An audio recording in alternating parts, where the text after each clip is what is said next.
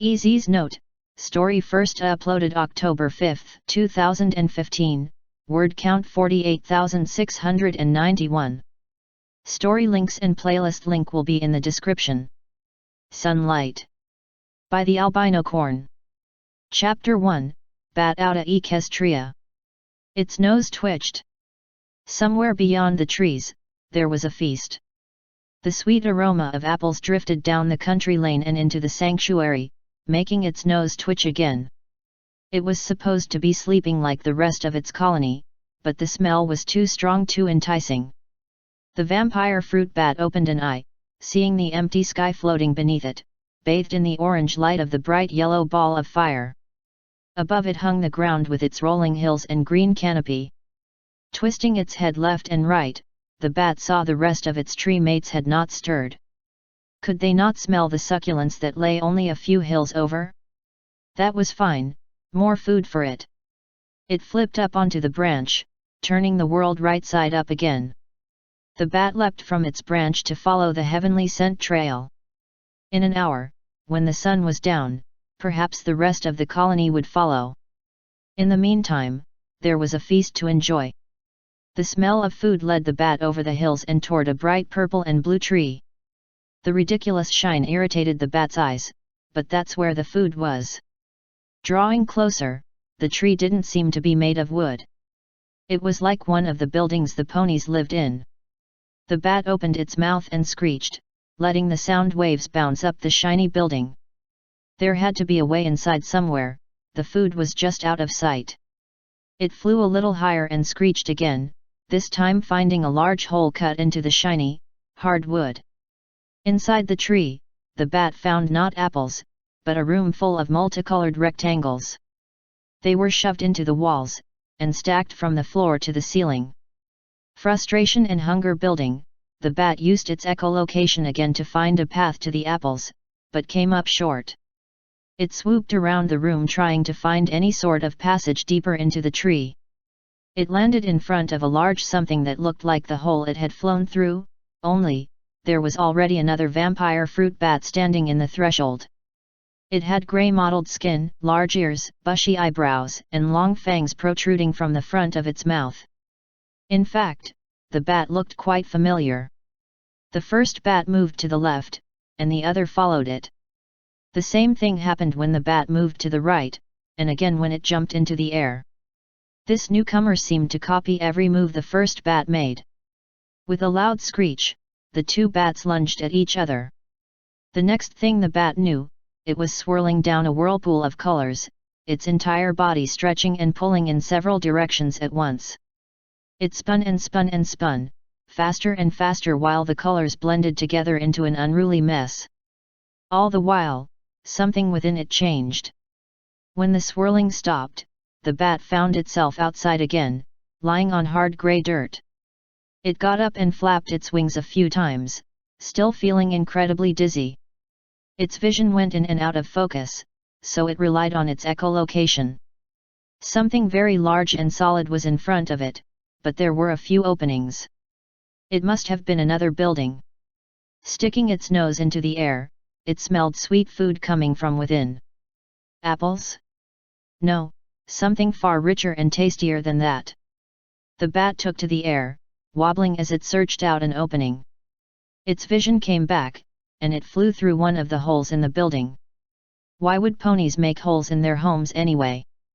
Actually, as the bat landed on the ceiling, it saw the creatures below it weren't ponies. They were too tall, too thin, and had too many claws to be ponies. 7 of them were in the room, most of them clustered together in one spot. Ready? The blue-skin one asked. There was a consensus before the most horrific sound assaulted the bat's ears. It was like 1,000 primal roars and screeches at once, bloodthirsty creatures all screaming in the night. The bat lost both its footing and its consciousness from the infernal racket, falling into a small, black cavern on the floor. Asterisk. Sunset shimmer let the last chord fade into silence, a silence that was immediately broken by Twilight sparkles clapping. Sunset's pony ears and tail vanished in a glimmer of gold dust, and she and her fellow bandmates floated back down to the stage. Rainbow Dash undid her guitar strap. Great work today, girls. If we keep this up, we'll get our own record deal someday. Applejack scoffed. We're good, Dash, but we're not that good. We're good enough that we create magic when we play. Rainbow argued. Sunset waved her hand. One thing at a time, girls. We sound pretty great, let's just leave it at that. With enough practice, who knows what could happen. She jumped off the stage and approached the only occupied chair in the band room. Twilight smiled at Sunset's approach. You were very good, you all were very good. Thanks. Sunset fiddled with her guitar strap, looking for something else to say. Twilight was no longer looking in her direction, instead, she was staring down at her shoes. So, that at least got Twilight to look up again. They stood in an awkward opposition, while the rest of the Rainbooms packed away their equipment. Twilight folded her hands behind her back. So, you girls practice like this often? Sunset nodded. Tuesdays, Thursdays, and whenever we can on the weekends. Twilight was still a new addition to their group dynamic, having only transferred a few weeks ago from Crystal Prep after the debacle that had been the Friendship Games. It had been an odd transition. Having a Twilight different from Princess Twilight walking around the school tended to cause confusion. Sunset also knew this Twilight didn't appreciate being compared to the princess. Still, the Rainbooms had been as supportive and sympathetic as possible. Twilight hadn't found a groove yet, but they were making progress. She had at least shown enough differences so that no one compared her to the princess, as often. Twilight adjusted her glasses. I see. She eyed Sunset's cherry-red guitar. It's very mysterious, all the different ways you channel this magic. By feeling certain virtues and by playing music, she hesitated. Fascinating, she finished quietly. Sunset placed a hand on Twilight's shoulder, shuddering at the excited jolt that ran up her arm. Hey, it's okay to be interested, I told you that. There's nothing wrong with being curious. She blinked and took a large step back, feeling her cheeks burn. About magic and stuff. That's what I meant. Why yeah, you're right, Twilight murmured. There was a beat of silence. So then, you wouldn't mind if I studied it a little next time and took some notes. Everyone paused in the middle of their takedown. They glanced at Sunset, then started to laugh. Twilight flushed and took an uneasy step back. What? Sunset stifled her own snickering. Nothing, it's just, well, you can study it if you want to. But, I already tried a little while ago. I learned absolutely nothing that way. Twilight's shoulders dropped, both in relief and disappointment. Oh. But, maybe you can learn something by getting some hands-on experience. What do you mean? Sunset made a wide gesture with her arm. Well, the past 2 sessions, all you've done is watched us play. I was thinking you could join us next time. You know, learn to play something. Whoa, hey. Rainbow spoke up, snapping her guitar case shut. Band leader, remember? Don't I get a say in who joins? Rarity raised an eyebrow. Were you going to object? Well, no. Then stop talking. Rarity gave an encouraging nod to Sunset. Sunset scratched the back of her head. Anyway, what do you say, Chui, wanna join our band? Twilight tapped her fingers together. That's really nice of you, but I don't know how to play anything. I can teach you guitar. The words spilled from Sunset's mouth, far louder than she intended. Her face heated up again, and she turned away. Oh, well then, sure. Twilight's own face turned red. Applejack snickered.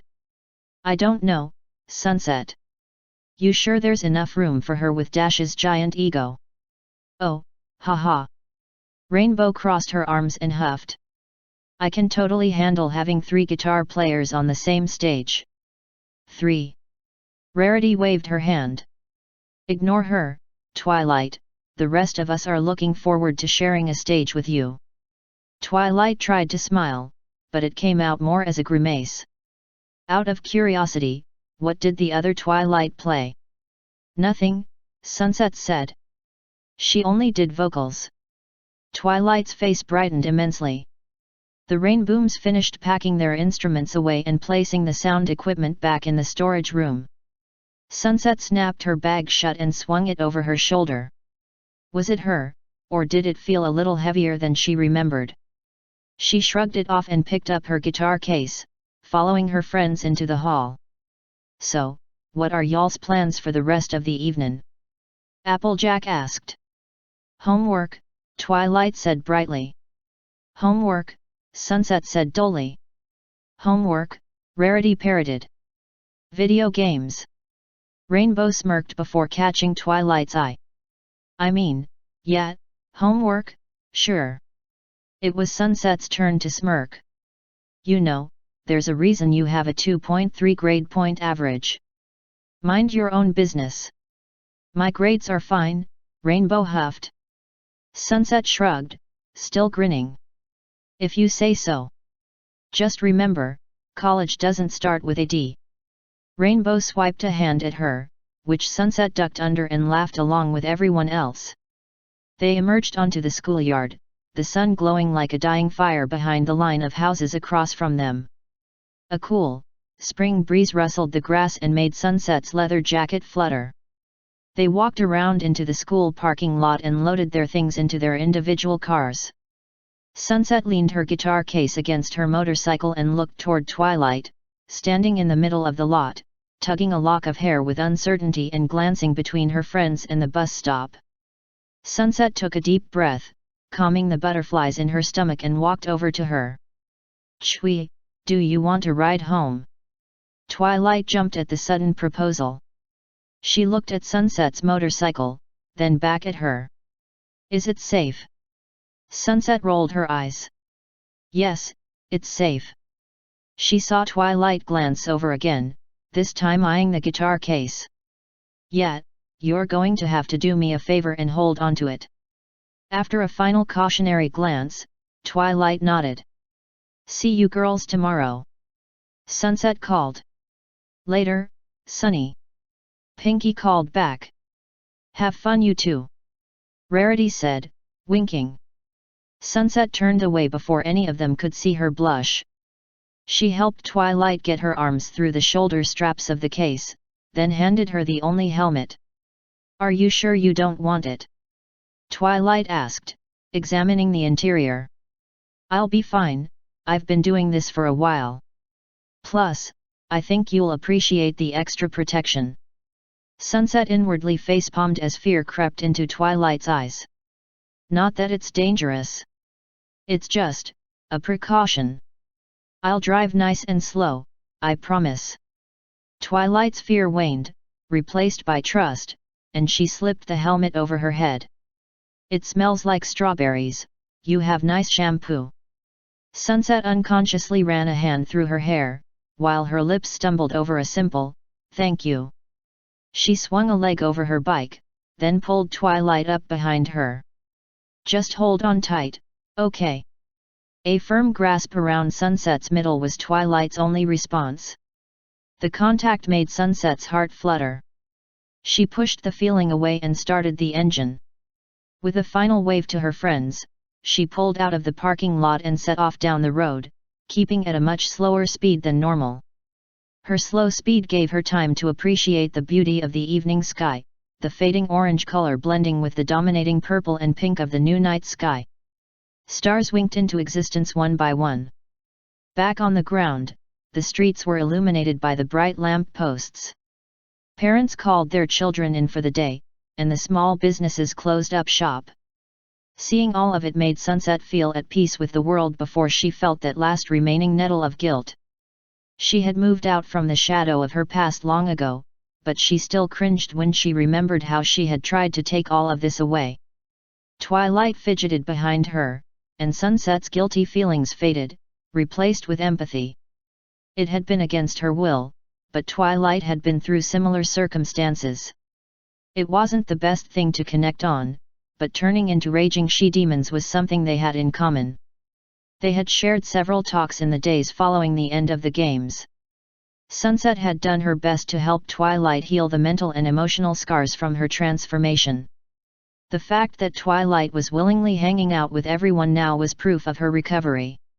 Sunset came to a stop in front of Twilight's driveway and turned off the engine. Twilight slowly unwrapped her arms from Sunset's waist and dismounted the bike, her legs shaking. That was fun. She pulled off the helmet, her glasses going askew as she did. Sunset laughed and adjusted them for her, lingering for a moment before she drew her hand away.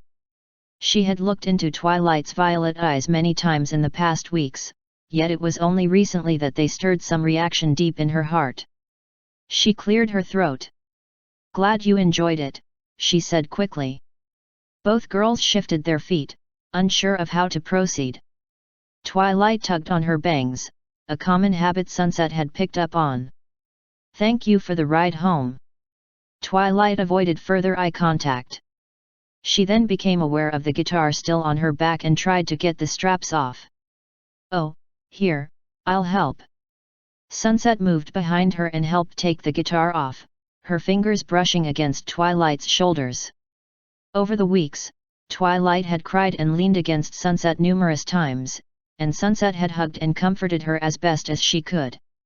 But much like staring into her eyes, it was only in the last few days that any physical contact with Twilight sent electricity through Sunset's body. Sunset set the guitar down and took a deep breath to calm her pounding heart. She faced Twilight again, watching her lace her fingers together and fold them in front of her skirt. "Thanks," she repeated, looking at the ground. "You're welcome." Sunset shoved her hands in her pockets. Silence reigned between them. Only soft pink hues remained against the night sky. Twilight tapped her foot against the pavement. Sunset twiddled her fingers in her pockets. "So, yeah," Sunset said, unable to stand the silence any longer. "Just tell me when you want those guitar lessons. I'm up for it any time." Twilight finally smiled. "That sounds nice." "Great." Sunset picked up the guitar case and strapped it to her back. "Well, I guess I should go. See you tomorrow." "Yes, certainly." Twilight teetered on her feet like she was unsure as to move toward Sunset or the door. Sunset made it easy for them both and backed up to her bike. She hopped on and slipped the helmet over her head before waving goodbye. From her side mirror, Sunset saw Twilight waving back. Even after Sunset took off down the street, Twilight still lingered there. Now alone, Sunset could ride at a faster speed, one that matched her heart rate. Was it because of their shared experience of being corrupted by magic? Or was it her intellect and quirky demeanor? Sunset couldn't say. Either way, she felt something for this Twilight sparkle. Something that was definitely more than friendship. She rolled up to a red light and braked. "Is it weird that I like this world's Twilight sparkle and not the princess? I mean, they are two different people when you get down to it." Sunset drummed her finger on the handlebar. Having a crush on the dimensional counterpart of your best friend was odd for lack of better words. Sunset hadn't dared to tell anyone yet, least of all Princess Twilight. There was a honk behind her, jolting Sunset upright from her slumped position. She noticed the green light and sped forward, blushing furiously under her helmet. She put her thoughts of Twilight away until she got home. Home was a small apartment complex called Shady Oaks. Sunset often wondered if it got the name from being built near some rather shady-looking business stores in a grimy part of the suburbs. She parked her bike in her designated spot and crossed through the courtyard. It was square with 4 patches of dead grass surrounding an old, naked oak tree. She fished her keys from her pocket and climbed the stairs to the 2nd floor. The neighbor's tabby cat hissed at her as she walked by. Sunset playfully hissed back, earning a glare from the cat. Apartment 206 was her destination. Sunset unlocked the door and stepped inside to the kitchen, inhaling the musty scent of the old place. It was small, though Sunset tried to think of it as cozy.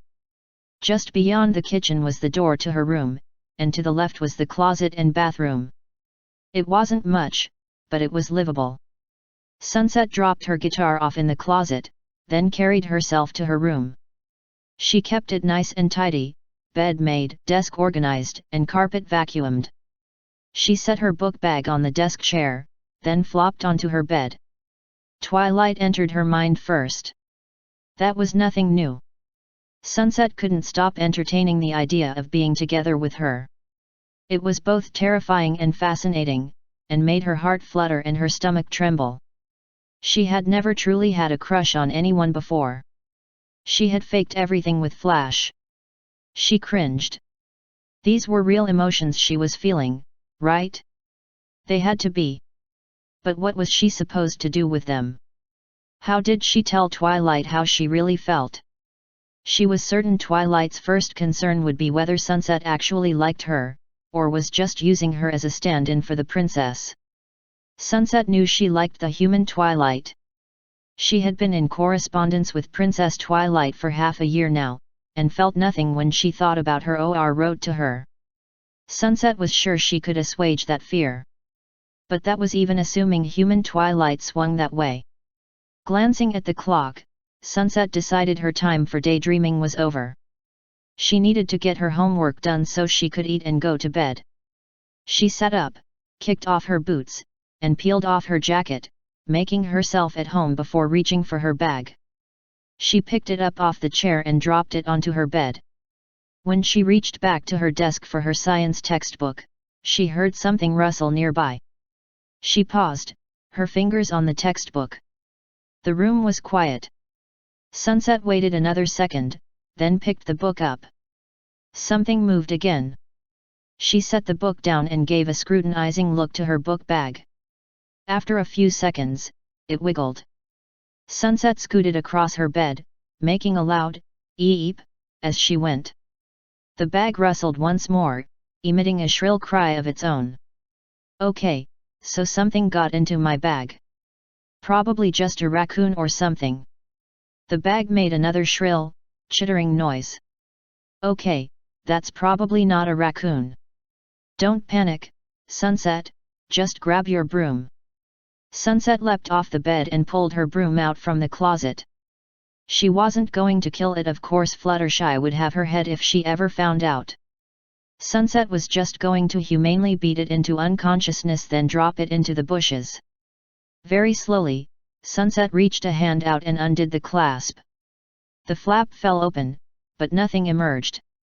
Sunset raised her broom higher and took a step forward. Come on out, little thing. Pay no attention to the big broom in my hand. I'm not going to hurt you much. Something grey and winged shot out from Sunset's bag and took to the air.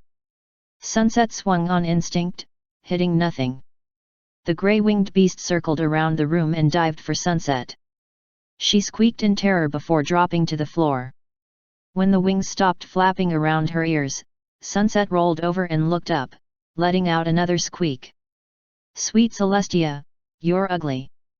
Hovering in the air was what looked like a grey rat with leathery wings. Its ears were long and pointed, much like its fangs. Red eyes and a scrunched nose rounded out its ragged features.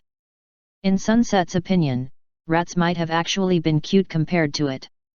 The bat, though none of Sunset's biology books had a picture of a bat this ugly, screeched and swooped again.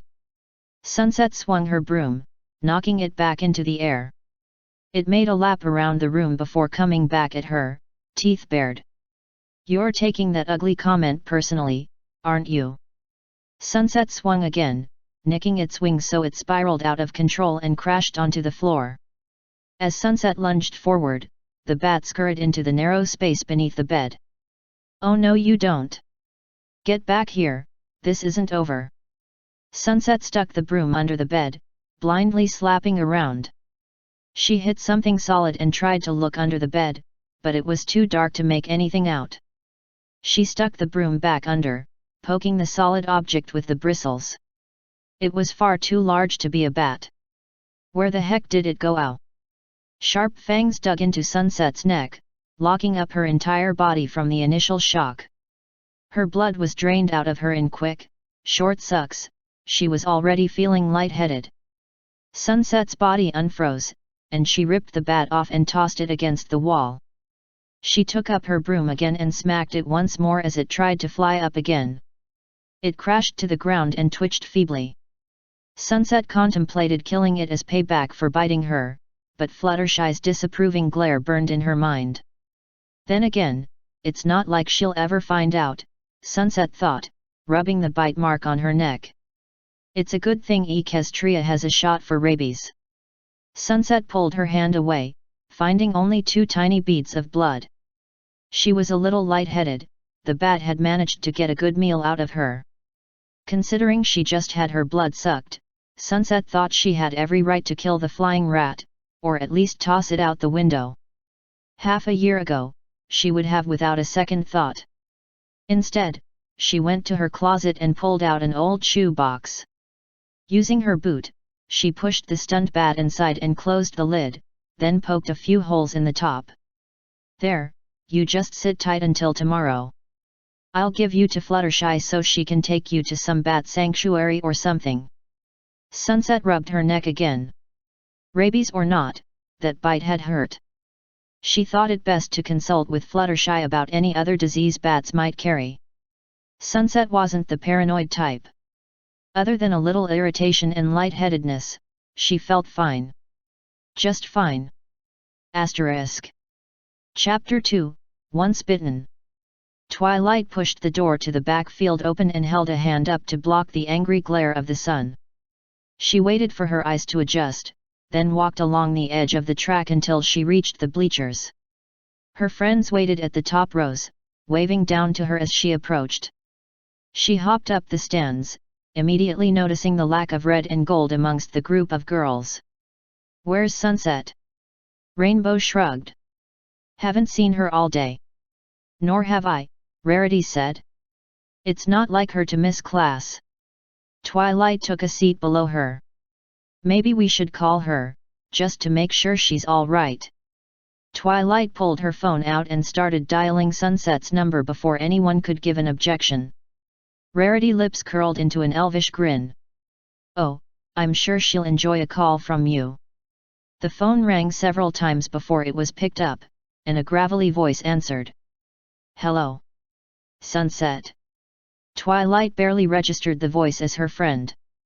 She switched the phone to speaker so the rest of the girls could hear.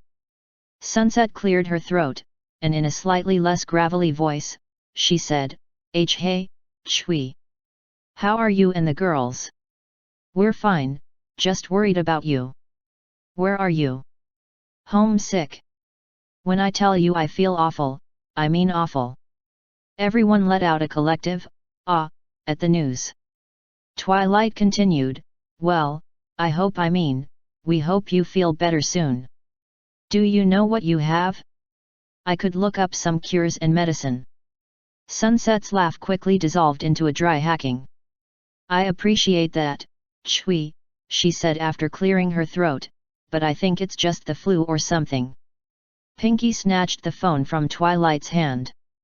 It happened so fast, it took Twilight a second to realize she was no longer holding it. "Just hang tight, Sunny. As soon as school's over, we're on our way to your house to cheer you up. You girls don't have to do that." There was a note of appreciation in her voice. "Too late, already decided. Get lots of rest and juice. See you later, bye." Pinky snapped the phone shut and handed it back to Twilight. She accepted it with a slight frown. Were we done talking?" "Oops, sorry." Pinky shrugged. "Kinda thought we had said all that needed to be said. Besides, she needs her rest." "That's true, I suppose." Twilight shoved her phone away and sighed. Rarity cast her another sly look, and Twilight turned the other way, adjusting her glasses. She and the rest of the Rainboom sat and enjoyed the spring sunshine before their passing period ended. Even though there were 6 of them, Twilight felt a huge piece of their group was missing with Sunset gone. It was humorous, even though she was a pony from another dimension. Twilight found she had a lot of things in common with Sunset. Applejack and Rainbow talked about the track and field team. Pinkie laid on her back, a comic book stretched out in front of her. Rarity sat one bleacher above, tying Fluttershy's hair into a French braid. Twilight twiddled her fingers, looking out over the stadium, unsure how to proceed in this situation. She supposed it would be a good idea to try to converse with her friends. They were her friends after all. But how did she do that without looking like a dork? Even after being accepted by them and encouraged to speak up, Sugarcoat's words played back in her ears, joined by several other voices Twilight had heard over the years. She decided, as she usually did, that just being in their company was enough to keep her happy. Twilight reached into her backpack and pulled out her trigonometry textbook. Twilight. Rarity's voice stopped her from flipping the book open. I'm all done with Fluttershy. Would you like me to braid your hair, too? Twilight twisted around and saw the pretty braid Fluttershy sported. Oh, sure. She put the book away and hopped up a seat. Rarity undid the bun Twilight was so used to wearing and set to work. So, did you enjoy your motorcycle ride with Sunset? Rarity asked. Why yes, I did. Twilight was glad Rarity couldn't see her face. You two seem awfully close recently. Twilight's blush deepened. Do we? I hadn't noticed. She was also glad Rarity couldn't see her day planner. Originally, she had set aside an hour every other day to talk with Sunset, not just about what had happened at the finale of the games, but of general topics. Now, she had saved 2 hours every day for their conversations. She was even disappointed when Sunset's other engagements got in the way. Rarity twisted one lock of hair through a loop and gave it a gentle tug. And I bet you'll have plenty of alone time with her since she's going to give you guitar lessons. Twilight's glasses fogged up. She snatched them off and pretended to wipe her eyes. Yeah.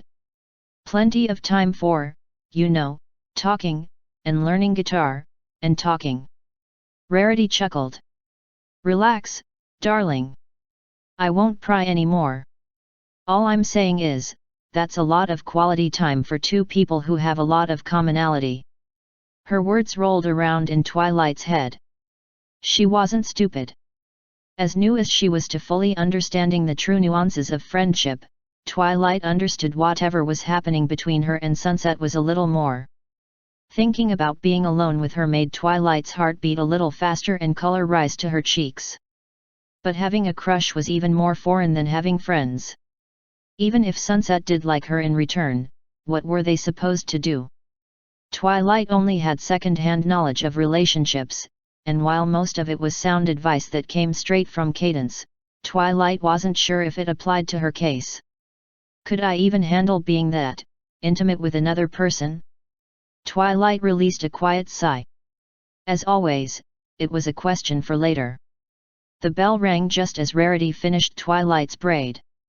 Examining it in Rarity's hand mirror, Twilight thought it was a nice change of pace from her usual look. She wondered if Sunset would like it. The remainder of the school day proved uneventful unless one counted Pinkie surpassing her record of stuffing as many cupcakes in her mouth as possible. She was up to 9 now. Twilight was both impressed, and horribly disgusted by the feat.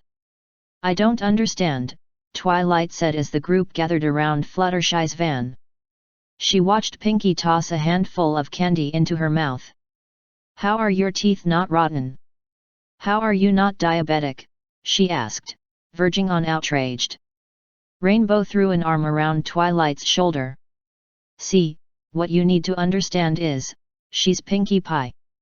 Twilight blinked. That doesn't explain anything at all. Trust me, Chui, magic is one thing, Pinkie is another. You have a better chance at catching light than figuring out how she works. Rainbow patted her then hopped into the passenger seat. Pinkie held out a lollipop. Want one? Twilight wanted to say no on the grounds that she had no idea where Pinkie pulled it from.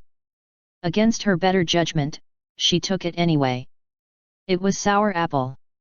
The inside of Fluttershy's van smelled like a variety of animals with some air freshener layered on top. There was an old stain on one of the seats that gave Twilight pause before she sat down next to the window. Even with 6 people piled inside, there were still 2 empty seats. Fluttershy was very slow in getting herself adjusted. She checked her mirrors, checked her seat, checked the steering wheel, rechecked her mirrors, adjusted her seat belt. It took her almost 5 minutes just to start the car. Twilight leaned toward Rarity, keeping her voice hushed. Does she always take this long? She's a very cautious driver.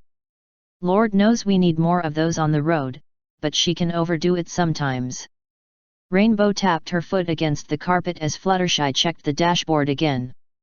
Shy, she said in a strained voice, by the time we get there, Sunset isn't even going to be sick anymore. Do you want to get there fast or safe? Fluttershy asked, adjusting her rearview mirror once more. I just want to get there. Fluttershy finally put the car into reverse and pulled out of the parking space, to everyone's relief. Once she got going, Twilight noticed Fluttershy was quite calm and confident driving. It was a 15-minute drive to Sunset's apartment complex. All of the parking spots were filled, so Fluttershy had to park on the street in front of a smoke shop. Her face remained a twisted scowl until they approached Sunset's door. The 6 of them crowded the outdoor hallway. A nearby cat hissed loudly at them before streaking away. Twilight had stopped by Sunset's apartment a few times before, but still hadn't gotten used to its charm. It always smelled like cigarettes and alcohol, and every time Twilight had come over, one of Sunset's neighbors was in a screaming match, either with another person or with the television. Rarity knocked on the door. Sunset, dear, it's us. There was no response. Maybe she's asleep, Fluttershy said. Rainbow produced a key from her pocket. Well, only one way to find out. But shouldn't we let her rest? Fluttershy fell silent at the glare Rainbow gave her. I didn't spend half an hour in a car for nothing. She stuck the key in the lock and twisted. The door swung open, revealing a dim apartment kitchen. Everyone filed in, with Fluttershy taking up the rear, muttering, it wasn't half an hour. Aside from the half-eaten bowl of ramen next to the sink, Sunset's apartment was tidy and clean. Twilight knocked on her room door. This time there was a response, a weak groan and a shuffle of bed sheets. Twilight opened the door to find Sunset's room completely dark, all of the blinds closed. Hey, Sunny, how ya feeling? Pinky asked in her chipper voice. The lump under the blankets that Twilight assumed could only be Sunset groaned again. Pinky smiled sympathetically. That bad, huh? Don't worry, we're here to nurse you back to health. Rainbow ruffled through a bag of chips she had swiped from the kitchen. Are you sure you're not just PMSing? I already did that this month, Sunset groaned. And stop eating my food. Her scratchy voice faded into quiet coughs. Twilight crept around to the side of the bed and leaned over. Sunset, if you don't mind me asking, what are your symptoms? It'll be easier for us to help if we know what's wrong. Sunset poked her head from her cocoon. Her hair was a wild mess, crimson and gold locks flying everywhere. Her eyes were pink and filled with sleep dust, and a fine sheen of sweat coated her face. Still, she smiled when she saw Twilight, and croaked, I like your hair. Twilight reached for her braid and gave it a gentle tug. Thanks. Rarity made it for me.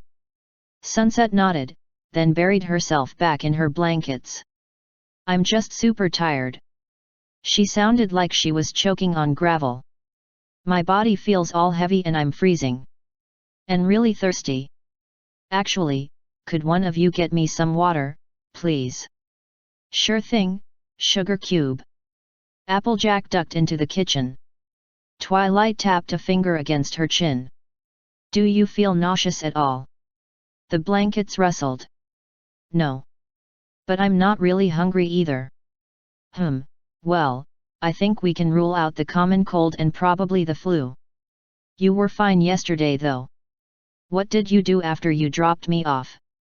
Sunset waited until Applejack returned with the water. She sat up and swallowed the entire glass in one gulp, then crashed against her pillow again. Nothing. I came home and, her puffy eyes widened. Right, there was the bat. A bat? Fluttershy asked. In the shoe box. Sunset shrugged an arm toward the desk. There was a bat in my bag and it decided to snack on me. Fluttershy walked over to the shoe box and opened it up. She knitted her brows in disappointment. There's no bat here. Sunset squeezed her eyes shut. Crap. Oh well, whatever. As long as it's gone. Fluttershy continued to examine the box with intrigued eyes. Bats don't normally migrate in this direction. How did it get in your bag? Sunset pulled the blanket over herself again. Beats me. Twilight nibbled on her knuckle. Perhaps this was a lot more serious than they thought. Sunset, you've had your rabies shot, right? Do they have medicine like that in Equestria? Rainbow asked, still eating Sunset's chips. Sunset sighed in irritation. Yes, they do. And yes, I have. So I doubt it's rabies. It does usually take longer than a day for rabies symptoms to kick in, Twilight reasoned.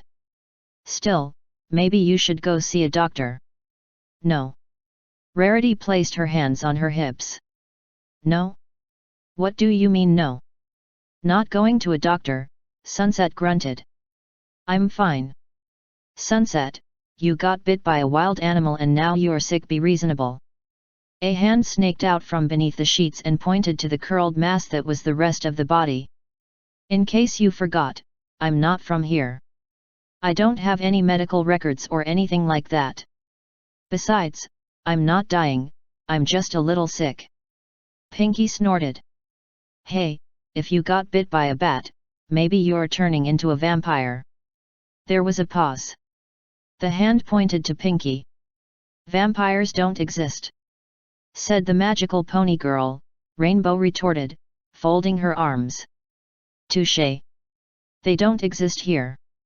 Twilight rested a hand on what she thought was Sunset's shoulder. Please, Sunset, we're just concerned. We don't want anything to happen to you. Sunset fidgeted. Ahem, I appreciate that, I really do. But I'll be fine, also, Chui, that's my boob. Twilight's face turned scarlet, and she jumped back, crashing into a laughing Rainbow and sending them both to the floor. Rainbow kept laughing. Applejack shook her head.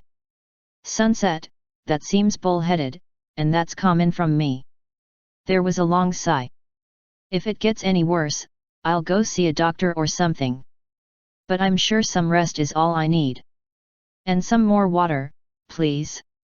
I'm dying of thirst. All right, fine, have it your way. Applejack snatched the cup and went back to the kitchen. Twilight stood near the door, twisting her fingers through her hair, her face still red. Is there anything else we can do for you? Maybe make some soup or get some medicine. Not hungry. And I already took something today. Should knock me out again soon. Applejack returned with the water, and once again Sunset burst from her soft hovel to down it in one go, then hid away again. She smacked her lips and groaned. Fluttershy turned toward the door. Maybe we should let her get back to resting. Rarity pursed her lips. Very well. But if anything gets worse, you call us immediately, understand? Sunset's hand waved them out. I'll be fine, guys. Just need some sleep. Twilight sighed and followed her friends out the door, Sunset's light snores filling the void left behind. She supposed being a creature from a parallel dimension was a fair reason to be hesitant on entering any government-run facility, but Sunset's health was on the line. I hope she'll be okay, Twilight whispered. Rarity rested a hand on her shoulder. Well, she does have magic flowing through her. I think she'll be fine. They exited Sunset's apartment, just in time to hear the beginnings of another screaming rant from one of her neighbors. Fluttershy shut the door and locked it before handing the key to Rainbow. I wonder where that bat went. Asterisk. Thirsty. Sunset twisted under her sheets again. It had to be 0 degrees because she was freezing. Ice flowed through her veins instead of blood. Her body was still too tired to get up and turn the heater on. Instead, she tried to snuggle deeper within her blankets. So thirsty. It was more than a thirst. It was a hunger. Insatiable. But it wasn't for anything solid. She wanted something wet and warm and rich to slide down her throat. Water could not quench the dryness she suffered through. Every time she swallowed, it was akin to getting a lump of sand down. Sunset pressed a hand against her neck, rubbing the bite mark. She really hoped it was just a bad case of the flu. She counted herself lucky she hadn't thrown up yet. Feed. She needed to do it. She needed to find something to drink, something to feed on. She didn't care who or what the hunger was driving her crazy. Sunset rolled over again. Feed on what exactly? What was there to eat that would satisfy her? More important, could she even get anything down? Her mind grew hazy again, the medicine taking hold. It would help her sleep off this sickness, then she could eat in the morning. No. Feed. Now. That word kept flickering through Sunset's consciousness as she blacked out. She ran her tongue through the dry desert of her mouth. The thirst was antagonizing, but she was too tired to move. But she needed to drink something. She needed to feed. She needed blood. Sunset flew over a sleeping canterlet, tucked under the blanket of night. Crickets serenaded the quiet suburbs, illuminated by the scattered light poles and the pale, waxing moon. Sunset landed on the roof of a house. They all looked the same to her. Marginal differences were the only reason she didn't get lost. She jumped to the next house, completely silent. She could smell food. Someone wandering outside, alone. Their blood was quite rich. Yes, they would do nicely for her first prey. Sunset jumped again, gliding just over the rooftops. She came to the edge of suburbia, drawing close to the forest. At the last house was a lean man, hoisting a large bag of garbage over his shoulder. Sunset ran her tongue over her fangs, salivating at the aroma of blood. The man dropped the bag into the can and wiped his hands together. As he turned to go inside, Sunset jumped from the rooftop and landed on the street behind him without a sound. She checked one last time to make sure the coast was clear. She opened her mouth, her fangs extending to their maximum length. The man neared the side gate of the house. He would never reach the latch. Food at last, Sunset hissed before she pounced. Asterisk. Chapter 3, Thirst.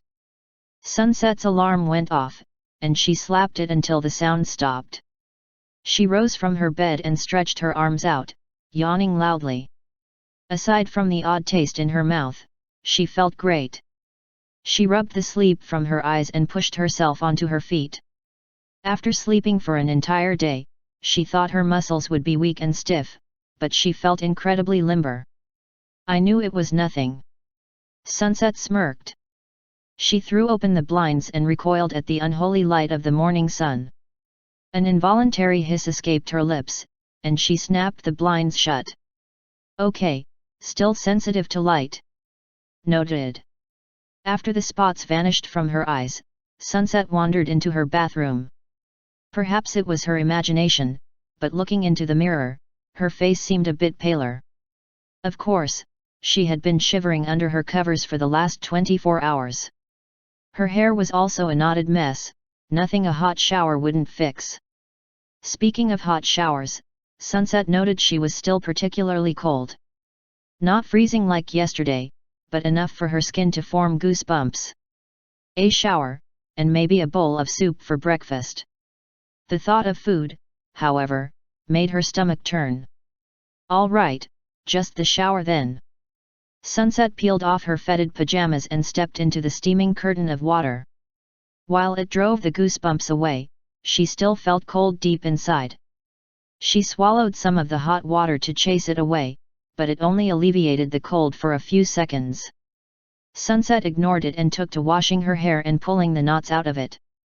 The water felt so soothing that, were it not for school starting in half an hour, Sunset might have stayed in the shower all morning.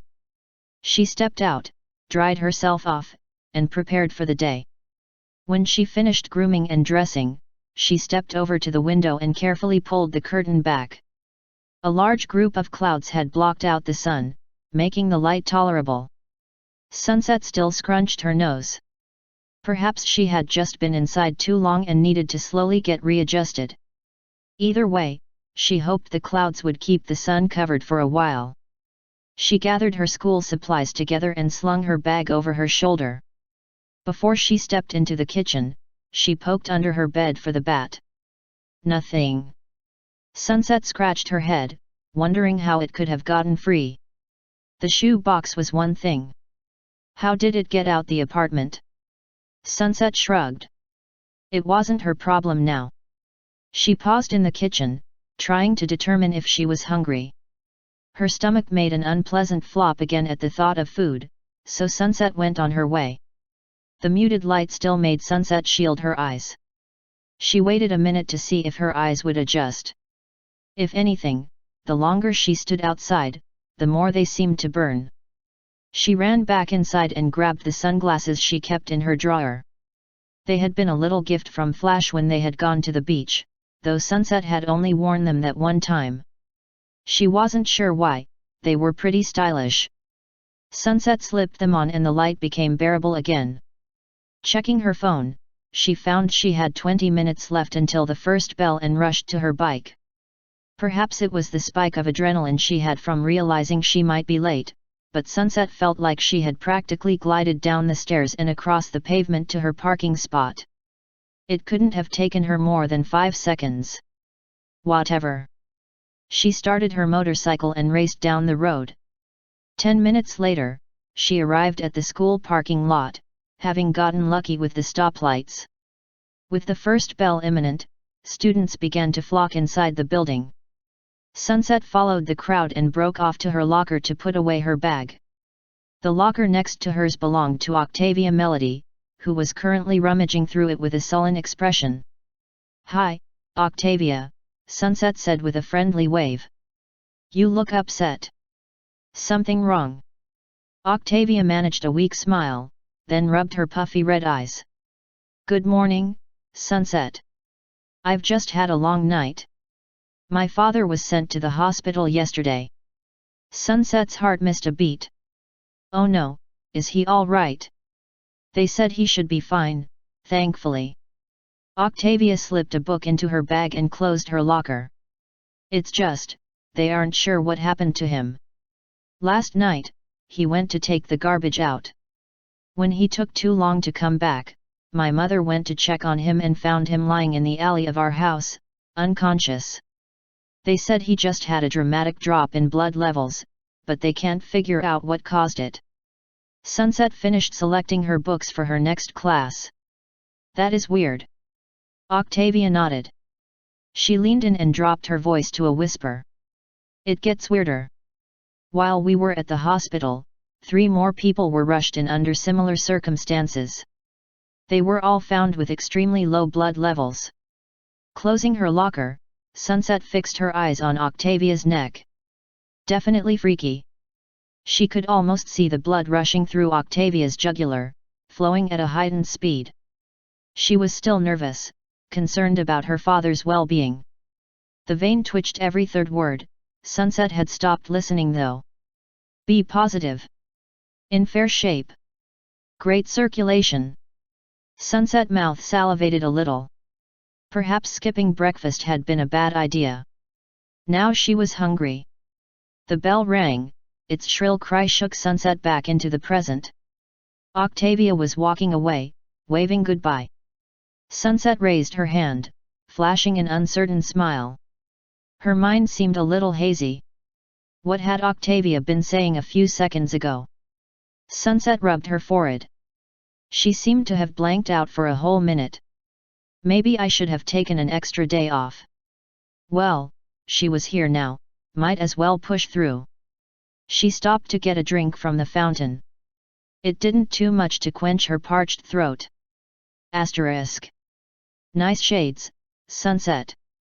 Sunset set her tray of food down next to Rainbow's. What are you? Sunset reached up and pulled her sunglasses off, squinting at the sharp contrast. She pushed them back on and sighed. Right. My eyes are still really sensitive to light, I guess. Twilight sat down next to Sunset, her hair back in its bun. Well, I'm glad you're feeling better. The fact that you're up and at school is quite a turnaround from yesterday. Yet, besides the light and constantly being thirsty, I feel great. Sunset looked down at her lunch food, and her stomach twisted into a knot. I also don't seem to have an appetite. She pushed her plate away. Rarity tittered and set her fork down. I know what it's like to be on the tail end of a sickness, dear, but you must eat something. Sunset pulled the bowl of salad close to her and speared some lettuce onto her fork. Her stomach churned as she brought it close to her mouth. Touching her tongue to the leafy greens, her stomach heaved, and Sunset violently gagged. Can't do it, she said, covering her mouth. Pinky snatched the plate away. Yay, more for me. Rarity narrowed her eyes. You could show a little more sympathy, Pinky. S not gonna get her appetite back, Pinky said, her mouth full of salad. Sunset took a long draught from her water bottle and sighed. Well, the good news is, I'm getting better. By tomorrow, I'm sure I'll be starving. I told you it was nothing to worry about. Twilight cupped an apple in her hand. I still think you should be more careful in the future. What if it's something really serious next time? I'll cross that bridge when I get there, Sunset said nonchalantly. Looking over her glasses, she saw Twilight poke her bottom lip out. It was such an adorable pout, Sunset couldn't help but laugh. I promise, Chui, I'll consult a doctor next time something serious happens, all right. Twilight took a bite of her apple and stared straight ahead instead of looking at Sunset, a splotch of pink on her cheeks. Sunset didn't know what it was, but Twilight seemed prettier than usual today, sexy even. The silkiness of her hair, the outline of her cheekbones, the shape of her intelligent eyes hidden behind those glasses. Sunset moved her eyes down to the base of Twilight's neck. Her heart rate was a little faster than normal, and some of the blood was still rising to her cheeks. Oh, negative, very rich. Surprisingly healthy for how little exercise she gets. But she eats pretty well. Sunset looked further down, licking her lips. They were hard to see, but Sunset knew Twilight had some slight curve to her body. Oh, how she'd love to sink her teeth into Twilight, and not just the neck. Sure you're not hungry, Sunset? Rainbow's mocking voice drifted into her ear. Sunset jolted upright. What happened? Everyone around the table was giving her various looks of amusement, while Twilight was now looking in the complete opposite direction of Sunset. Rainbow stopped her giggles long enough to say, well, I'm pretty sure you were mentally undressing Twilight. I was not. Sunset's cheeks burned. You were drooling. Sunset rubbed her hand across her mouth, mortified to find a line of spit. I was just zoning out, I wasn't even thinking about Twilight. Truth be told, she couldn't remember anything between her promise to Twilight and now. Regardless, thanks to Sunset's staring, there was an awkward wall between her and Twilight. She kept her back turned and continued taking tiny nibbles out of her apple. The silences stretched on, making the wall harder to mount with each passing second. The lunchroom chatter dissolved into static as Sunset racked her brain to find the words to save this situation. She clenched a fist under the table. Stupid dash, making this worse than it already is. There was no way Sunset could save face now. Well then, embrace it, her conscience whispered. There's nothing wrong with liking Twilight. Who cares what they think? Sunset nodded to herself. Yeah, so what if I stared? Twilight's worth looking at. Sunset scooted closer to Twilight. Fine, I was staring at her, but I couldn't help it. She leaned in. I think you're very beautiful. Twilight slowly turned around, eyes filled with surprise. Are really? Yes, really. Sunset got an exuberant thrill from this newfound confidence. Twilight looked down at her apple. I think you're beautiful, too. Sunset couldn't help but grin. If she had known things would turn out this well, she would have told Twilight she was beautiful a long time ago. Rainbow ruined the moment by loudly biting a carrot in half. So, are you two gonna kiss or what? Everyone around the table groaned. What? I'm just asking. As tempting as it was for Sunset to just grab Twilight and make out with her then and there, something in the back of her mind told her now wasn't the right time. The bell ringing a moment later confirmed her feelings. The Rainbooms disbanded from the lunchroom and headed for their separate classes. Twilight gave Sunset a little extra wave as she departed. Sunset licked her lips, watching Twilight's retreating form. She shook her head as her mind started to grow hazy. Whoa, I really should get something to snack on. Too bad her favorite snack had gone off to class. Asterisk. With the school day concluded, the Rainbooms sat together on the stone wall that divided the parking lot from the school lawn. They each had a bottle of Sweet Apple Acres cider in their hands as they watched the clouds roll overhead. Sunset got an irritating itch every time the sun poked its head out.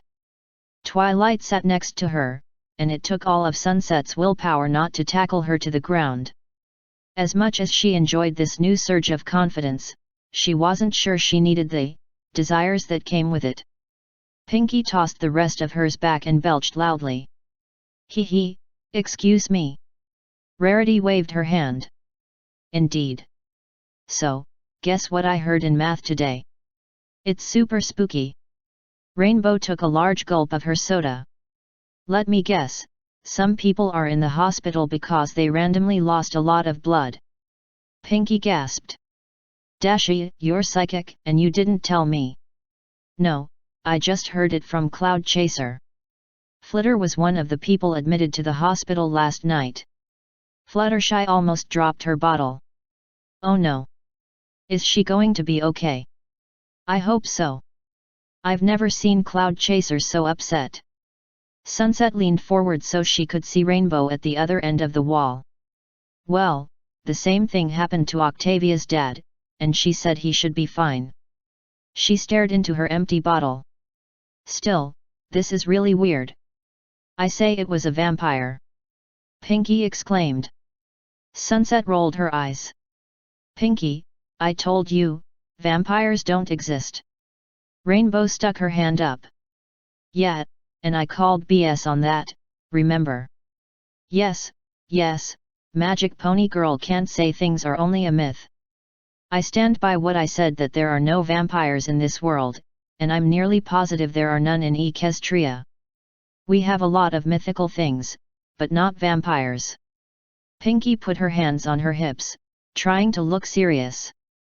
Well, what else could have done it? Sunset rubbed her neck, passing over the tiny teeth mark. A very hungry bat. Fluttershy cocked her head. You mean the one that you said bit you? Sure. I mean, maybe it's just weird and wants human blood. Fluttershy tapped her fingers together. Well, I suppose it's not out of the realm of possibility. But I'm still wondering why a bat is here in Canterlot in the first place. Applejack sipped her drink, then said, someone's idea of an exotic pet. Every head turned to Pinky. Hey, it wasn't me. She held her hands up. Besides, you know I take good care of Gummy. He never leaves my side. She reached into her hair and pulled the baby gator out. See? Twilight's jaw nearly hit the ground. You have a pet alligator? You keep him in your hair. Sunset put a hand on her shoulder. Let it go, Chui, you'll live longer. But. Sunset placed a finger on Twilight's lips. Trust me. She let it linger there for a moment before slowly pulling away. Anyways, Applejack cut in, if there is an aggressive bat flying around and feeding on people, should we do something about it? The sun peeked out from the clouds again, and Sunset hid her face behind her arm. Unless it's sucking souls out of people, it's a problem for animal control, not us. What, are we the magic police now? Rainbow asked. Oh my gosh! Pinky jumped up and stood on the wall. We could totally be superheroes.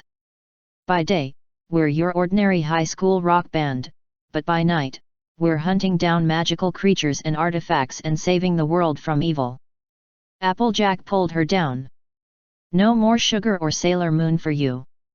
Time kept slipping away until the sky was orange with the dying glow of the sun. A car pulled into the parking lot, and Twilight hopped off the wall. That's my dad. I'll see you girls tomorrow. She paused and gave an extra wave to Sunset before getting into the car. Sunset waved back. Her arm felt sluggish, as did the rest of her. Her skin was red from her persistent scratching, and she was even thirstier than before she drank the cider. She climbed down the wall, stumbling as she landed. I think it's time for me to go, too. Still feeling kinda out of it. Pinky leaned forward, narrowing her eyes and pursing her lips together. Are you sure you're just sick, Sunny? Sunset slapped her forehead. Yes, Pinky. Just because I got bit by a bat, doesn't mean I'm a vampire. You watch too much television. No, I watch just enough. That's why I've got my eyes on you. She pointed to hers, then to Sunset's, then back to hers. Good night, girls. Sunset waved to the rest of them. Night, Sunset, they chanted. Sunset hopped on her bike and took off down the street, wincing when the sun came out again. She's just got you paranoid now. Just because you got sick after a bat bit you and you're a little sensitive to light, doesn't mean you've suddenly become a vampire. The rational part of her brain knew she was right. The half that thrived on magic still had some doubt, however. But magic or not, a bat can't turn you into a monster. Even if there is some magical residue leaking into this world, that doesn't mean every fairy tale creature is going to pop into existence. Sunset nodded. She just needed another night of rest, and she'd be back to normal. Asterisk. Sweet nectar. Sunset ran her tongue across her mouth, sipping up every stray drop of blood. It ran down her throat, finally quenching the unbearable thirst she had struggled with all day. She felt revitalized, energized. She still felt thirsty. The man lying on the ground before her had been delicious, a consistent jogger out for a night run. His foolishness was Sunset's meal. He hadn't put up much of a resistance when Sunset got her teeth into him. Then again, none of them did. She walked across the open field of the park, enjoying the refreshing night air. So many smells dancing on the wind, they almost covered up the succulent aroma of blood. Her nose twitched, finding a new target. People in this town were either very brave or very stupid to be wandering around outside at night. Sunset got a running start, then leaped into the air, gliding against the wind and over the trees. When she lost the cover of trees, she ascended higher, silhouetting herself against the lovely moon. Canterlet spread out before her, an entire buffet of fresh blood, thousands of meals just waiting to be had. Speaking of meals, Sunset spotted her next targets. The two girls were parting ways in front of a music store, one of them Sunset recognized as Vinyl Scratch. She put her headphones on and started down the street, grooving to her music. Sunset growled in excitement. If she was fast enough, perhaps she could catch both girls. She decided to start with Vinyl, following her from the rooftops. The rest of the street was empty, but Sunset waited until Vinyl neared an alleyway just to be safe. When Vinyl left the luminescent glow of a street lamp, Sunset dropped down onto the pavement, quieter than a feather. She drifted closer to Vinyl, slowly opening her mouth. Vinyl whipped around, taking a karate position before relaxing. "Oh, it's you, Sunset. Had me scared for a section." Sunset had her hands in her pockets, looking as casual as could be. "Sorry about that." Vinyl lifted her shades. "You okay? You look kinda off. Guess I'm just a little thirsty." She pulled her lips into a smile. "Want to come get a soda with me? Kinda late, isn't it? I mean, we do have school tomorrow." Sunset took a step forward, her patience already wearing thin. Her eyes glowed bright red. "I insist, one drink." Vinyl's eyes took on the same crimson shade, and her entire body relaxed. "Why yeah, sure," she droned. She allowed Sunset to take her hand and pull her into the alley. Keeping Vinyl tranced was harder than Sunset realized. She could feel her strength sapped by the effort. Once they reached the end of the alley, she wasted no time in spinning around and plunging her fangs into Vinyl's neck, allowing the trance to break. Blood streamed into Sunset's mouth, its rich flavor and smooth texture dancing over her tongue before sliding down her throat. She'd compare it to fine wine if she had ever tasted it before. Vinyl moaned and went limp in Sunset's grasp. She occasionally tried to raise a hand to defend herself, but the more life force Sunset drained, the less Vinyl resisted. Sunset came up for air, blood dribbling down her chin and onto her shirt. She hadn't meant to suck as much as she did, but Vinyl had tasted so good, surprisingly better than the jogger. She now lay curled on the cold ground, barely breathing. Something itched in the back of Sunset's conscience. Something telling her this was wrong. Her overwhelming hunger quickly silenced it, but she did agree leaving Vinyl in a dark alley at night was a bad idea. A wide smirk revealed Sunset's fangs. She would drop Vinyl off in front of the hospital. And then, if she was careful, perhaps she could get some snacks for the road. Asterisk. The bat flapped through the night, still hungry. So far, it had fed on 5 rats, a squirrel, and a cat, but after being stuck in a box in a closet for a whole day, it needed more sustenance than that. If that red-headed creature hadn't gone out last night, it'd probably still be stuck flying around in her tiny living space. There was so much blood around it, but it couldn't get to any of it. It was all locked away in those big buildings. And any time these weird, tall things saw it flying through the air, they screamed and waved their limbs at it. It was sick of feeding on tiny animals though. It wanted a proper meal for once. And the blood that came out of the red-haired creature had been the best thing it had ever tasted, even if it was just a sip. It wanted more of that, more blood from these weird, bipedal creatures. It flew over the black dirt road laid out between 2 grey dirt roads, past dozens of identical-looking buildings. It screeched once, more out of frustration than navigation. The echo came back, bringing more of the same landscape. Wait. Something was slightly off. It hovered in the air, peering into the moonlit night. It screeched again, delighted to find one of the buildings had a hole in it like at the purple pointy castle. It flapped as fast as it could, smelling blood on the other side. Through the hole, the bat saw a light green-skinned creature curled beneath a bundle of soft, odd-colored leaves. She had hair that matched her skin tone, streaked with white. She rolled over, showing off her neck.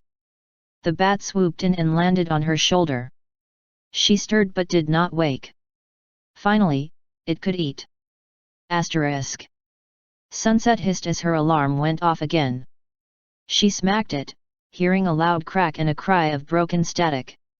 She looked up from her pillow, seeing the alarm broken in half. Crap, how'd I do that? She pushed herself up, surprised to see herself still dressed in her clothes from yesterday. Her mind was foggy, and her mouth tasted like copper. What did I do last night? She got out of bed and looked around her room. The curtains were still drawn, keeping everything drowned in darkness. She flipped the light on, wincing as the bright burst, but quickly adjusted her eyes. Something on her desk caught her attention. She drew closer, her heart rate skyrocketing as she made out what it was. How, when, what? Packets of blood were laid out across her desk, some full, some empty. With a shaky hand, she picked one up, watching the red fluid slosh around. A sharp hunger tore through her, and before she knew what she was doing, she tore the bag open and guzzled down its contents. She licked the excess blood from out of the pack, then tossed it away. Sunset stood rigid, her eyes slowly coming back into focus. She looked down at her hands, flecked with drops of spilled blood. There was an urge to lick them off, an urge Sunset almost gave into. She began to hyperventilate, her eyes dilating as the full weight of her actions crashed onto her. She looked into the mirror, seeing dried blood on her shirt, and her fangs retracting into her mouth. No, no, no. This can't be happening. How? They don't exist. I can't be a vampire. Asterisk. Chapter 4, Fang Freakin' Tastic. Dear Princess Twilight. This is going to sound really crazy. I'm having a hard time just writing it out, but a few days ago, I got bit by a bat. I was sick the next day, but it was just a passing cold. I was up and about a day later. But I woke up this morning wearing my clothes from yesterday. I can't even remember what I did after I got home. There were packets of blood on my desk, and I drank one of them. There was blood on my shirt, and when I looked in the mirror, I swear I saw fangs. Twilight, I think I'm a vampire. I know how that sounds, but I'm freaking out here. I don't know what to do. Please write back as soon as you can. Sunset Shimmer. Sunset snapped her diary shut, then continued to pace her room with her arms wrapped tightly around herself. The logical part of her brain wanted to disprove the crazy notion that she was a blood-sucking creature of the night. She could find excuses for just about everything. But then, she would flash back to just a few minutes ago, when she had torn open the packet of blood and sucked it dry. Try as she might, she couldn't disprove that. What do I do? Wait for Twilight to respond? Who knows how long that's going to take? And what if she doesn't know what to do either? I have to tell the other girls. But school's about to start. She paused and gripped the sides of her head. Oh man, what am I going to do about school? I can't go back there, I'll be putting everyone in danger. Unless this, whatever it is, only happens at night. I was fine yesterday. If it does only happen at night, it might be better for me to go now so I can tell the girls. But what if I lose control and bite someone? Sunset rushed to her computer and flipped it open, anxiously tapping her foot while it booted up. When it came on, she hastily typed in "how to cure vampirism" is the search bar. Unfortunately, most of the results were just about some stupid game called Skyrim. The only helpful suggestion she found was, in some movies, people were cured when the head vampire was killed. She bit her knuckle. There was no other vampire. What if she was the head vampire? What did she do then? A switch flipped in her brain. The bat. She had contracted vampirism from it, that's the only place it could have come from. How, was another question entirely. Maybe if I can find the bat, I can cure this. Sunset's jubilation crashed down in an instant. The bat was long gone by now. Heck, it could have already been dead, and Sunset was still a vampire. She shuddered. A vampire. First, a raging she-demon, now, a vampire. She threw her hands up. Why me? I've been a good person, lately. The time on her laptop read 7:54. School started in 6 minutes. Did she dare risk going out? No, better safe than sorry. She'd have to hide here until school ended and her friends could rush over. But it would be close to nightfall by that time. And what could her friends do, anyway? Sunset clenched a fist, then reached for her phone. They're my friends. There's nothing we can't accomplish together. She furiously tapped her phone's screen, sending a message to her fellow rainbooms. Emergency. My apartment after school. She put her phone away and drummed her fingers on the armrest of her chair. What did she do now? She had alerted the princess, rallied her friends. There was no known cure for this. What could she do now? Call the hospital. Sunset had promised Twilight she'd consult a doctor if things got worse. No, this is out of their league, they wouldn't even believe me. The police. She looked at the packets of blood sitting on her desk. All that would do is alert them to who stole from the hospital last night. One of the blood packets found its way into Sunset's hand. She stared at it, feeling her hunger act up again, hearing a voice that screamed, "Feed." Sunset flung the pouch away and turned her chair. She would not give in to those urges, at least not now. I'll save them for when my friends come over. That way, if I have a worse craving later on, I can drink that instead of them. Sunset closed her eyes and breathed slowly. 7 hours alone without drinking blood. She could do that, easy peasy. She stood up, grabbed the remaining packets and shoved them under her bed. There, out of sight, out of mind. She rocked back and forth on her toes. She had gotten by yesterday without drinking any blood. Of course, she hadn't been aware she was a vampire. These new instincts were at the center of her mind now, mingling with her everyday thoughts. Blood was the sustenance she needed to survive. Hunting helpless prey in the dead of night was her favorite way of getting it. Sunset pressed a hand to her head. No, bad. Very bad. She walked into the bathroom to clean herself off and change out of her bloodied shirt. She looked in the mirror, seeing the same girl she always saw. Her skin was still a little pale, but beyond that, she looked fine. She stretched her mouth open, finding no trace of the fangs. After a quick shower and a change of clothes, Sunset slumped in her chair again. She checked her phone, finding a majority of her friends had responded, agreeing to come over but asking what was wrong. She didn't bother replying. This was something she had to explain in person. Asterisk. Sunset was sure an eternity had passed while she waited in her apartment. All she could do was watch the diary. It had made no movements whatsoever, and pluck at her guitar.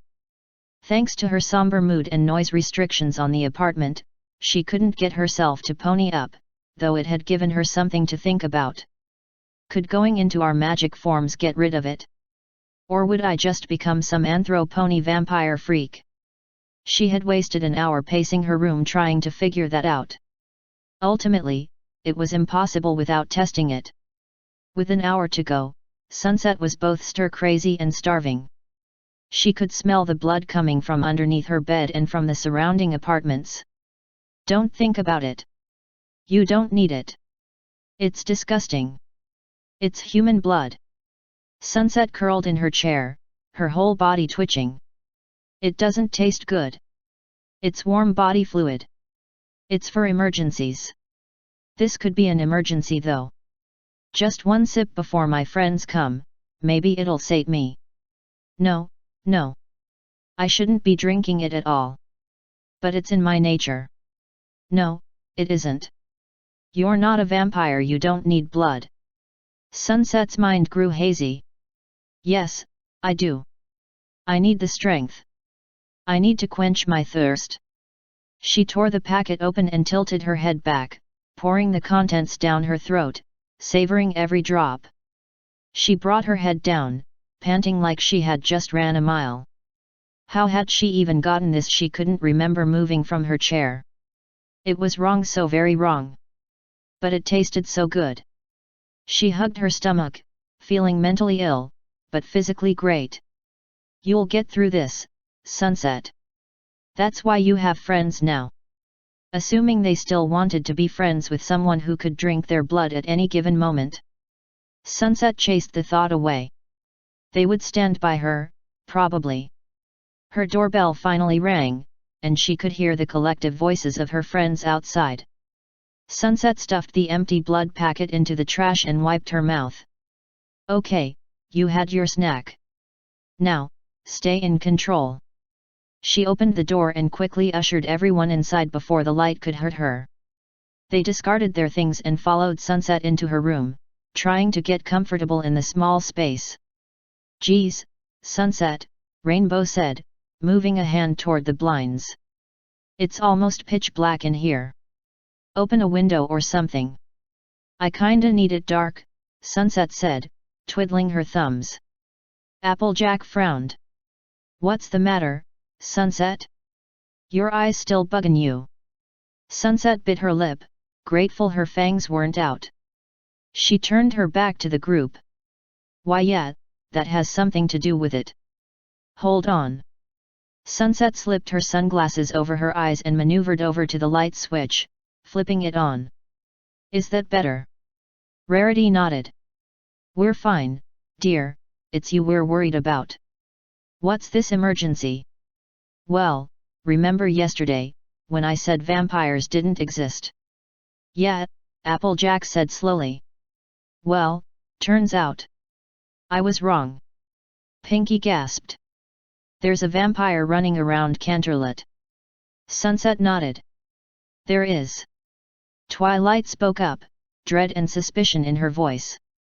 "And how do you know?" "Because," Sunset hunched her shoulders. "I'm the vampire." There was only the sound of uncomfortable shuffling amongst the silence until Pinky yelled, "Called it." "Not helping." Rarity chided. Sunset kept her back turned, both out of shame, and to help keep her hunger under control. It was easier to manage if she wasn't staring at their necks. "Yeah, so."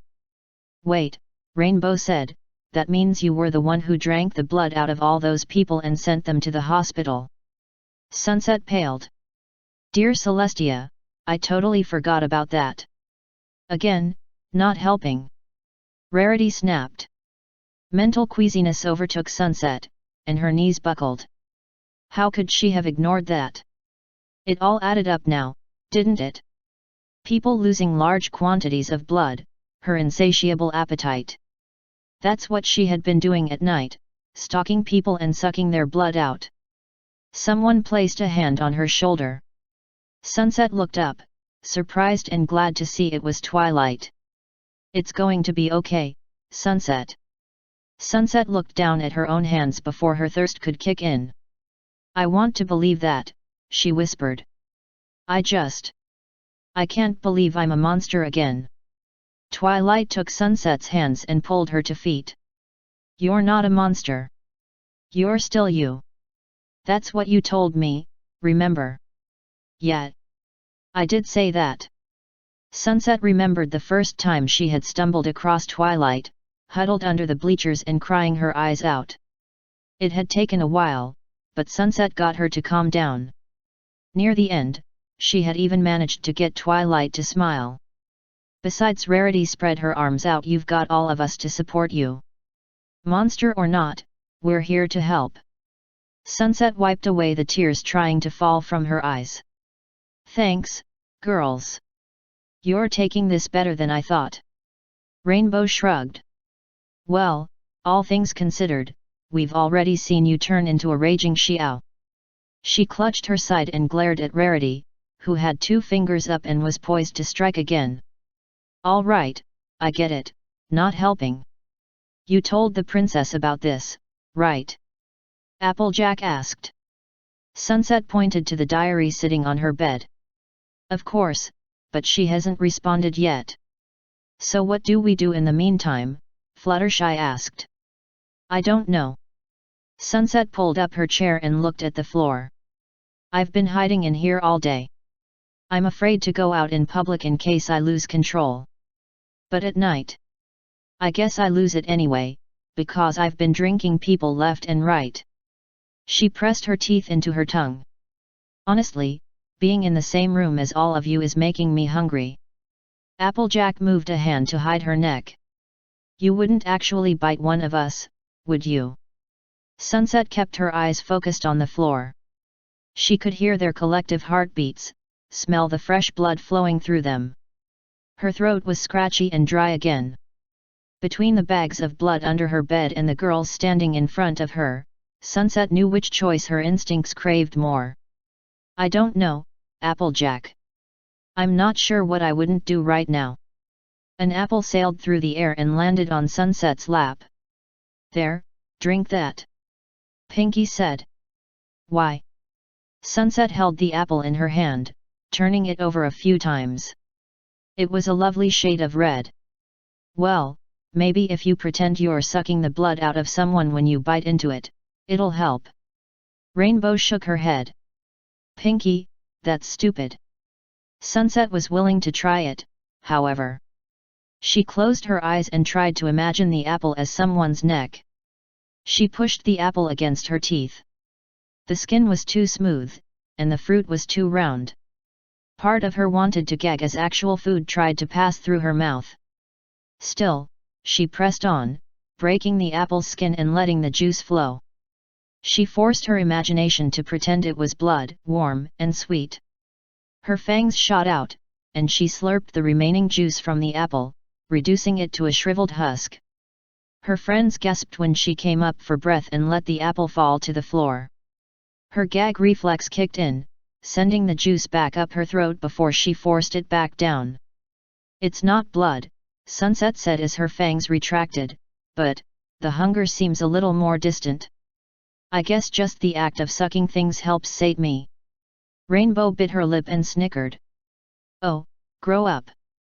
All right, I can just get you some apples to suck on, Applejack said, ignoring Rainbow's continued snickering. That should keep you busy until the princess responds, right? Sunset slouched in her seat. I don't know. I told you, it's not blood. It might stop me now, but when night falls, she shook her head. I don't know if I can control myself. They fell silent again, each with a contemplative look. Then, Pinky snapped her fingers and held a hand up. Ooh, a sleepover. Rarity shook her head. That seems counterintuitive. Silly, we're not actually going to sleep. We'll just be there to make sure Sunny doesn't go batty. We'll be like guardians. Sunset bit the inside of her cheek. Being monitored sounded good in theory, it was certainly better than staying here by herself. But what about all of you? You'll all be in danger, staying in the same house as me. Rainbow crossed her arms. Pfft, yeah, because we've never been in magical danger before. Pinky slid up and wrapped an arm around Sunset. I've got flashlights and garlic at my house. And if push comes to shove, we'll lock you in the closet. Ignoring the overexcited smile Pinky had over locking Sunset up, it was a decent idea. Well, it was really the only idea they had. Sunset looked over at her still diary. Hopefully being surrounded by her friends would give her an incentive to keep her fangs to herself long enough for Princess Twilight to respond. All right then. Sleepover at Pinky's. Asterisk. The girls departed to prepare for the sleepover, leaving Sunset to organize her own supplies. She packed her sleeping bag and guitar. Being able to play music at max volume might provide a good distraction from her hunger. She could feel it acting up again, the craving for warm blood, the urge to stick her fangs into someone and let their life force slide down her dry throat. She reached under her bed and pulled another packet out, tearing it open and sucking it dry before coming up with a gasp and a shudder. It was going to be a long and painful night. Her face twisted in revulsion as she took another packet and stowed it in her jacket pocket. Please let the apples be enough. Balancing her backpack, sleeping bag, and guitar while riding her motorcycle had not been easy, but she had managed. She marched up Pinky's driveway to her gray, stony-looking house. It was such a contrast to Pinky's bright personality, though it matched the rest of her family. The door opened before Sunset could ring the doorbell, and Pinky pulled her inside. There you are, Sunset. You didn't stop to bite anyone on the way here, did you? Sunset put her stuff down. No, she spotted a bowl of apples in the kitchen. In one swift motion, she moved from the living room to the bowl and back, now with an apple in hand. Whoa! Pinky looked between Sunset and the fruit bowl. That was super fast. Sunset bit into the apple, her fangs extending deep into the fruit. She sucked it dry and tossed it into the trash can, fighting the urge to throw up. She wiped the excess juice on the back of her hand. I'm going to be doing that all night, I just know it. Well, better fruits than us, right? Yeah, Sunset said, casting her eyes downward. She traced a finger over her pocket. Dear Celestia, give me the strength to not bite my friends. Twilight was next to arrive, bringing with her an armful of books. Just a little light reading if things slow down. Both the sight of Twilight and her nerdy habits cheered Sunset up. She helped Twilight find a place to set her books down, while Pinky went to order the pizza. So, how are you feeling? Twilight asked. Hungry and a little nauseous after sucking an apple. But I suppose that's a good thing. Maybe if I make myself sick, I won't want any blood. Sunset watched Twilight kneel down and place her sleeping bag near the couch, exposing the back of her neck. She was perfect. Perhaps her blood wasn't the greatest, but it was the one Sunset craved the most. She wanted anything that tasted like Twilight. Twilight stood up and turned around, her calm, purple eyes snapping Sunset out of her trance. Just remember, she said, you're not a monster. You can control yourself. A thin smile eased onto Sunset's face, masking her uncertainty. I'm really surprised you're so calm about this. Well, Twilight put on a guilty smile of her own. I'm actually kinda freaking out on the inside. But, having turned into a monster a month ago and seen actual magic firsthand kinda softens the blow. Her smile turned sympathetic. Besides, I know you're already having a tough time. Me freaking out isn't going to help. Gratitude hit Sunset with such a force that, if Pinky weren't in the next room, she might have taken Twilight right then and kissed her. And then maybe just a quick nibble. Sunset snatched another apple from the bowl and sucked it dry. No. No thinking about friends as snacks. Twilight looked away, adjusting her glasses. That might take some getting used to though. One by one the rest of the rainbooms arrived. Applejack refilled the fruit bowl with a variety of apples. Pinky came around and gave everyone, save for Sunset, a flashlight and a clove of garlic. Sunset eyed the cloves. You know, other than just smelling really bad, I don't think garlic has an effect on me, Pinky. Well, we can't be sure until you try to bite one of us. Which you won't do. Twilight interjected. Right, of course. Pinky nodded fervently. Just a precaution. Late afternoon slowly melted into evening. The pizza arrived, luring everyone into the kitchen for a slice. Sunset remained in the living room, tuning her guitar. She looked out the window, watching the world turn orange. Soon, the real test would begin. She strummed a few chords, releasing a few slow notes, devoid of any pep. She stuck her tongue out. Just because she was a little worried didn't mean her music had to suffer. She jumped to her feet and played a riff, feeling the vibration run up her guitar. With a wide grin, Sunset strung together a melody from one of the half-finished songs in her head. She hopped on the balls of her feet, feeling the flow of the music take hold. As she continued to play, light shone around her. Magic blossomed within her heart, and with it, she felt the transformation take place. Her ears elongated, reverting back to their original pony state. Her hair lengthened, forming a ponytail in a sparkling flash. She played on, her feet leaving the ground. In that moment, her worries were miles away. She played chord after chord, riff after riff until finally, she ran out of notes. Her feet touched the floor, though the transformation still lingered. Sunset wiped the sweat clinging to her brow. That little performance had been quite the unexpected workout. A round of applause snapped her attention to the kitchen door, where her friends were crammed in the threshold. Rarity squeezed through first.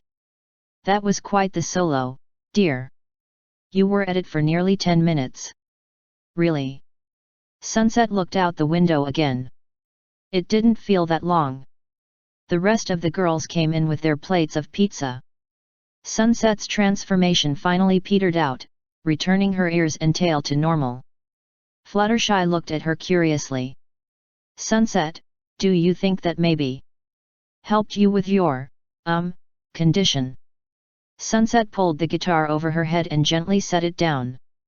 She swallowed, her throat still scratchy and dry. Her eyes looked longingly at the pizza, but her stomach rejected the thought of eating it. No, Sunset said, dejected. I'm still a vampire. She sat down on the floor, taking an apple from the table as she descended. Hey, maybe if we all play our instruments, it might help, Rainbow suggested. Sunset shook her head. Unless you can curve the rainbow to come and hit me, I don't think that'll work.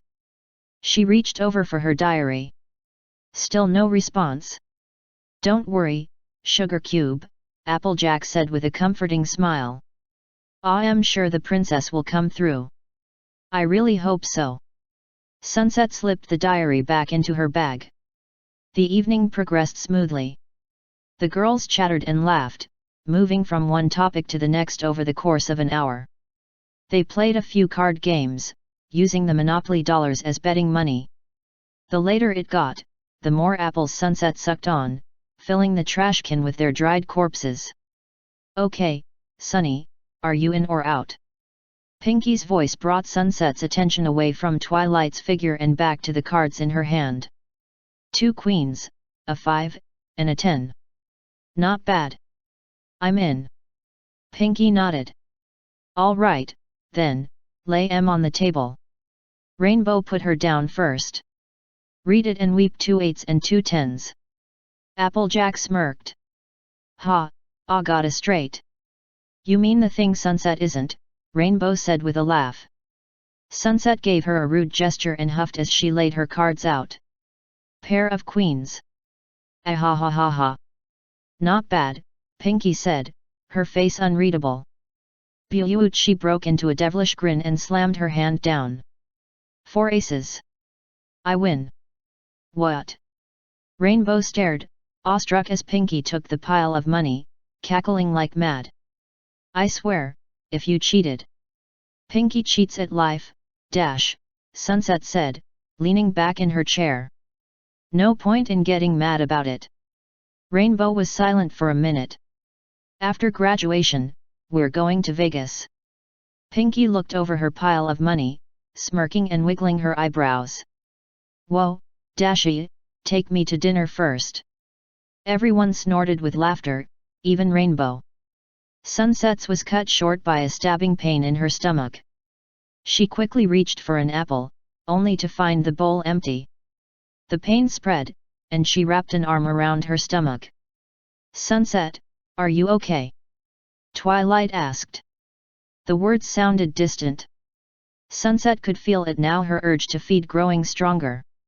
She could hear all of their heartbeats, see the blood flowing through their veins. How badly she wanted to tear into them, drink them, relish the taste and satisfaction. What did it matter if they were her friends? She was hungry. She was thirsty. Sunset bolted up out of her seat with a desperate look toward Applejack. There's more apples in the kitchen, right? Applejack nodded, eyes wide with concern and a hint of fear. Sunset paid it little mind and raced for the kitchen, the door swinging shut behind her. She grabbed an apple from the bag on the counter and bit into it. This time, however, she could not get the juices down.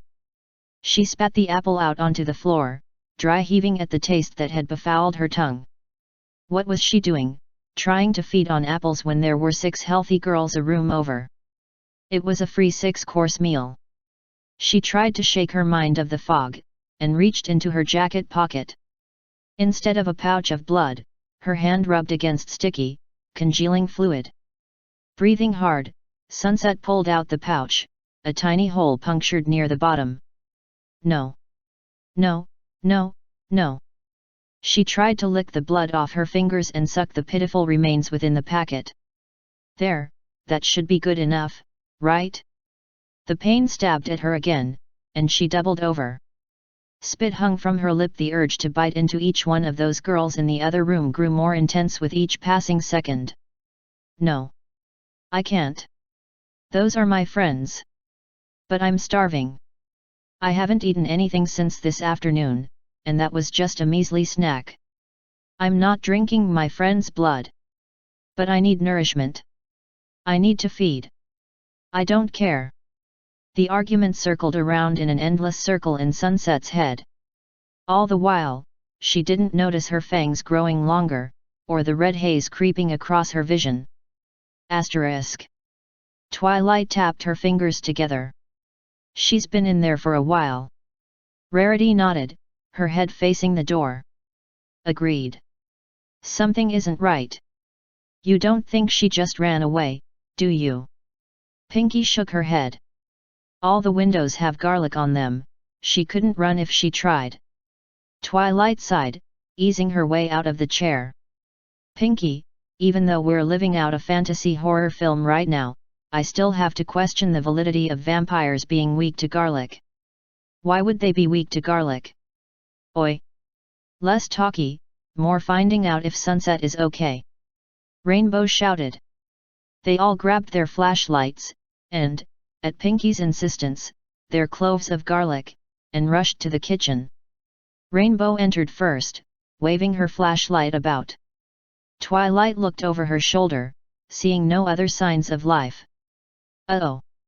Rainbow pointed her light down to the floor, where a bitten apple lay in a pool of its own juices specked with bits of red.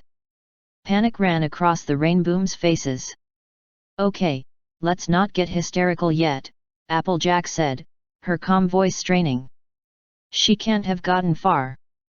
And this is a mighty big if Pinky's garlic theory holds true, then she's still somewhere in the house. Let's find her real quick and get her trussed up. Right. Let's split up, gang. Pinky yelled. Twilight looked up from the spill of apple juice. Wait, are you sure that's a good? Before she finished, the kitchen was empty. Idea. She switched her flashlight on and tightened her grip on the garlic. Pinky's house wasn't that big. Sure, it was bigger than Twilight's, but not big enough that someone couldn't hear her scream. She returned to the living room first, finding everything still in its place. She turned the flashlight off and stood a little straighter.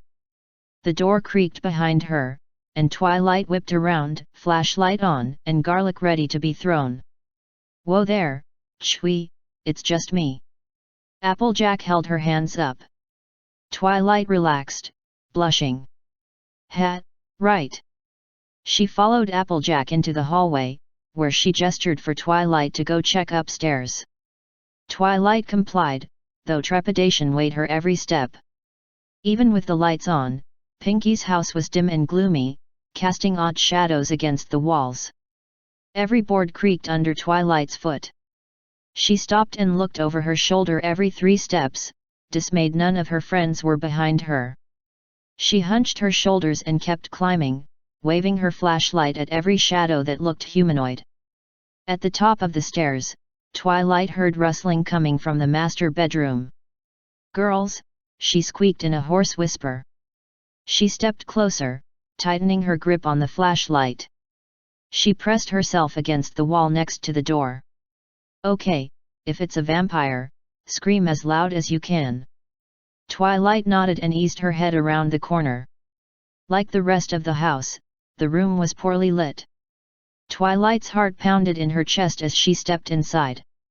A gasp escaped her, one that quickly turned into a sigh of relief. Pinky stood in the doorway of the closet, moving clothes around. Twilight shook her head and left, moving further down the corridor. The last room on this side of the house was Pinky's, and even without the light on, it was brighter than most of the house.